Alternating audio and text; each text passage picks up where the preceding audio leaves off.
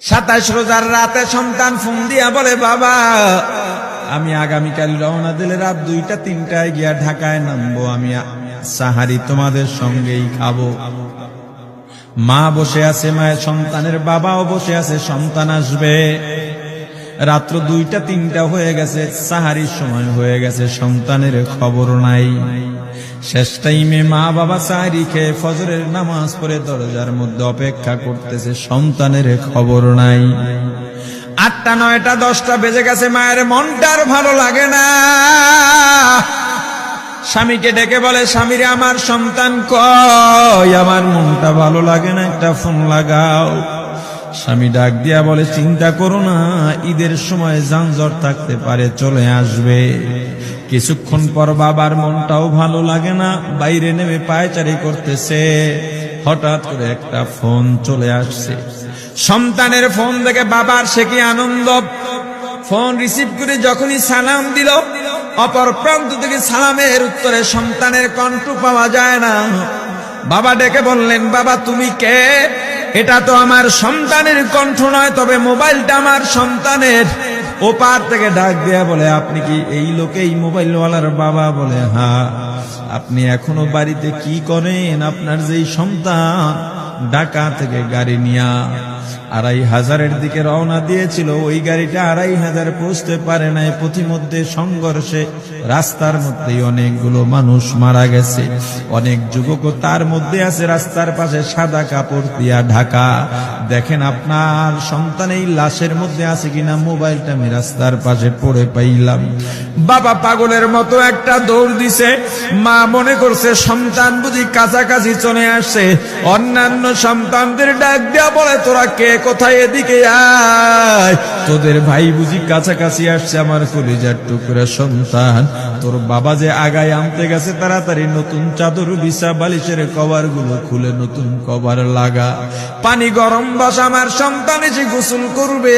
আহারে সবাই ফুলের মেলা, ফুলের তোড়া নিয়ে অপেক্ষা করতেছে। 4টা বছর কলিজার টুকরা বাড়িতে নাই, বিদেশ থেকে আসবে। বাবা স্পটে গিয়া দেখেন অনেকগুলো লাশ সাদা কাপড় দিয়া ঢাকা। একটা একটা মাথার উপর থেকে কাপড় উঠান আর কৌতূহল বাড়তেছে, কাপড় উঠান আর কৌতূহল বাড়ে। হঠাৎ তাকায় দেখে কলিজার টুকরা সন্তান লাশের মিছিলে শামিল হয়ে গেছে। বাবা সন্তানকে ধরে কাঁদেন আর বলেন, বাবা এত আদর আপ্যায়ন তোর জন্য, এত প্রস্তুতি রে বাবা। তোর মা তোর পথে বসে আছে রে বাবা, কি জবাব দিব বল? তুই যেদিন রওনা দিয়ে বিদেশ চলে গেলি, তোর মা সারা রাত ঘুমায় নাই, দরজায় গিয়া তোর পথের দিকে তাকা রইছি। কত রাত আমি মা, আমি বাবা দেখলাম তোর মা গভীর রাতে বিছানায় নাই। খুঁজতে খুঁজতে দেখলাম দরজায় গিয়া তোর মা কাঁদে। কত রাত তোর মা তোর জন্য নামাজ পড়তে পড়তে রাত্রটা নির্ঘুম কাটায় দিছে রে বাবা। কত রাত তোর মা তোর জন্য দোয়া করতে করতে নির্ঘুম রাত্র কাটায় দিছে। এই 4 বছরে 8টা ঈদ, ঈদের সময় আমরা নতুন কাপড় কিনছি, নতুন কাপড় পরছি। তোর মায়ের জন্য আমি নতুন শাড়ি এনে খাটের উপরে রাখলাম। ঈদের নামাজ পড়ে এসে দেখি কাপড়টা খাটের উপরেই আছে। তোর মা প্রথম ঘরেও নাই, মাঝের ঘরেও নাই, পেছনের ঘরেও নাই। খুঁজতে খুঁজতে গিয়া দেখি তোর মা কিচেন রুমে আছে। ওই নাস্তা নাড়াইতেছে, দুধ নাড়তেছে, দুধ উতলাইয়া পুইরা যাইতেছে, খবর নাই। আমি তাকায় দেখলাম তোর মায়ের 2 চক্ষু দিয়া টপ টপ করে পানি পড়তেছে। ডাক দিয়া বললাম, ওরে বিবি ঈদের দিনে তুমি কেন কাঁদো? তোমার জন্য শাড়ি আনলাম, সেটাও কেন পরলা না? তোর মা জবাব দিয়া বলছি, স্বামী গো, আপনারা যখন নামাজের জন্য রওনা দিয়া গেলেন, আমার অমুক সন্তান আপনার সঙ্গে যায় নামাজ দিয়া নতুন পোশাক পরে নামাজে রওনা দিয়েছে, কত সুন্দর লাগছে দেখতে। হঠাৎ করে তাকায় দেখলাম আমার কলিজের একটা মানিক আপনাদের সাথে নাই। আমার মনটার ভালো লাগে নাই। আমি ফোন দিলাম আমার মানিকের কাছে। ফোন রিসিভ করে বলে, মা নাস্তা বানাইছি, খাইছি, এখনো ছুটিতে আছি, আনন্দ করতেছি, ঘোরাফেরা করতেছি, কিন্তু আমি মায়ের মন। আমি বললাম, বাবা তুই আমাকে পেটে ধরিস নাই, আমি তোকে পেটে ধরছি। আমাকে খুশি রাখার জন্য কত কথাই না বললি।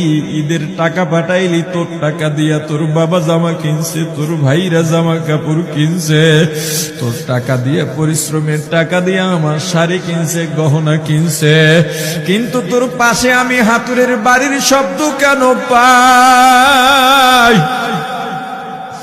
আমার সন্তান বলতে চায় না, পরে বলে, মাগো কাজ করতে আসছি, টাকা নিয়ে কাজ করি, ঈদের দিনেও আমাদের ছুটি দেয় না। ওরে স্বামী বলে, ঈদের দিনেও যেই সন্তান কাজ করে, এই শ্রমের টাকার শাড়ি আমি মা কেমনে পরব রে? ওরে বাবা, আজকে তুই আসবি, খবর শুনে তোর মা এক সপ্তাহ আগের থেকে ঘুমায় না, তোর জন্য কত রঙের পিঠা বানাইছি, তোর জন্য কত আয়োজন, আমি তোর মাকে কি বলবো বাবা বল।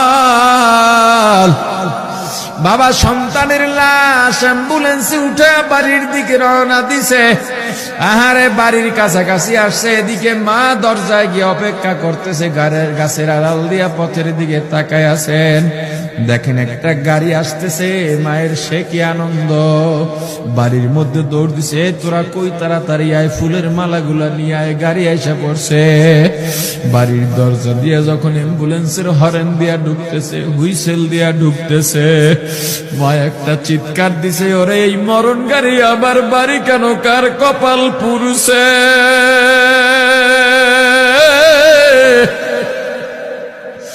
অ্যাম্বুলেন্সের দরজা খুলে তাকায় দেখে কলিজার টুকরা সন্তান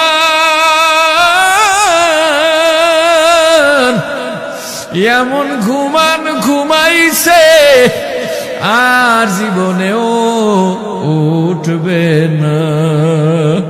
মা কাঁদেন আর বলেন, ওরে বাবা এটা তোর বিছানা নয়, নতুন চাদর বিছাইছি। বোন কান্দে আর বলে, ভাই আরে তোর জন্য ফুলের মালা পরাইছি, ফুলের মালা বানাইছি, একটু মালা পরাবো।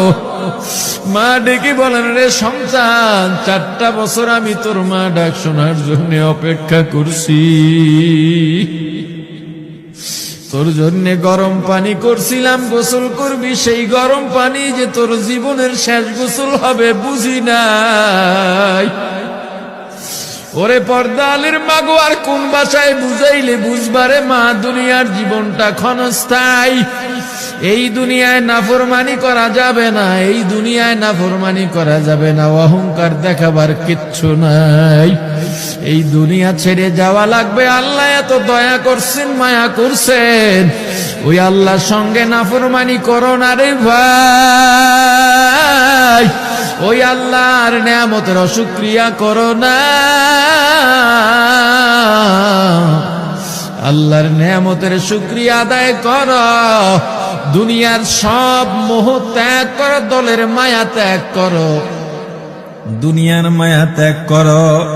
এ আওয়ামী লীগ বিএনপি যারা করো, ক্ষমতায় যারা বারবার যাও, ক্ষমতায় তোমার দল গেলেই তুমি দাপট দেখাও। যুবকরে তোর 2টা পা ধরা লাগলেও পা ধরবো রে ভাই। এই ক্ষমতা কিচ্ছু না, দাপট কিচ্ছু না, ওই কিয়ামতের ময়দানের নাজাতের চেয়ে বড় দাপট আর কিচ্ছু নাই। আল্লাহ রক্ত দিছেন, আল্লাহ জীবন দিছেন, আল্লাহর এই রক্ত আর জীবন দুনিয়ার কুফরি পুঁজিবাদী, কুফরি গণতন্ত্রের জন্য দিস না, এই রক্ত আল্লাহর জন্য রাখ, এই জীবন আল্লাহর জন্য রাখ। আমার রাসূলের সুন্নাত দিয়া নিজেকে মোড়াইয়া নে, নিজের জীবনটা গড়াইয়া নে। ওই পরকাল হবে তোমার আমার জন্য মহা শান্তির জায়গা।